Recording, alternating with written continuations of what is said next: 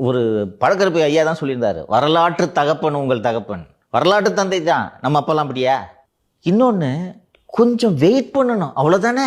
இவர் GK மணியோ GK M குமரனோ அன்பழகனோ அங்கே இருக்கக்கூடியவர்கள் யாராவது பாமக தலைவராக வரப்போகிறார்களா? முடியுமா? யாரையா போட்டி உனக்கு? அப்போ இங்கே இது ஒரு அமௌண்ட் வாங்கணும், இவ்வளோதானே. வேறு ஏதாவது இருக்கா? ரீசன் இருக்கா? சொல்லுங்கள். வேறு ஏதாவது ரீசன் இருக்கா? சொல்லு. இல்லை உங்கள் ஐயாவை போல் நீ சமூக நீதிக்காக போராட போறியா நீ? ஸோ இன்னைக்கு இந்த தேர்தல் ஆணையம் விவகாரத்துக்கு வருகிறேன். பாமக ஒரு பதிவு பெற்ற கட்சி, அங்கீகரிக்கப்பட்ட கட்சி அல்ல. பதிவு பெற்ற கட்சி என்ற அடிப்படையில் இவர் ஐயாவோட கிளைம் என்னன்னா, 25லேயே ஏதோ ஒரு டேட்டு சொல்கிறாரு, அந்த டேட்டிலேயே அன்புமணியோட பதவிக்காலம் முடிந்து விட்டது அப்படின்னு ஐயா சொல்கிறாரு.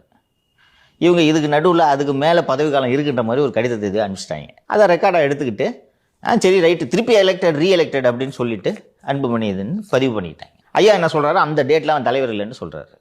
எலெக்ஷன் கமிஷன் என்ன சொல்லுது, பாஸ் நீங்கள் பதிவு பெற்ற கட்சி, இதில் எல்லாம் பஞ்சாயத்து பண்ணுறது எங்களுக்கு வேலை இல்லை. தேர்தல் ஆணையத்தில் பதிவு பெற்ற கட்சிகளின் எண்ணிக்கை 2500க்கும் மேல். ஒவ்வொரு கட்சியும் கூட்டு உட்கார வச்சு பஞ்சாயத்து பண்ணிட்டு இருக்கிறது எங்கள் வேலை இல்லை. உங்களுக்கு உண்மையிலே பஞ்சாயத்து இருந்துச்சுன்னா போய் கோர்ட்டில் பார்த்துங்க.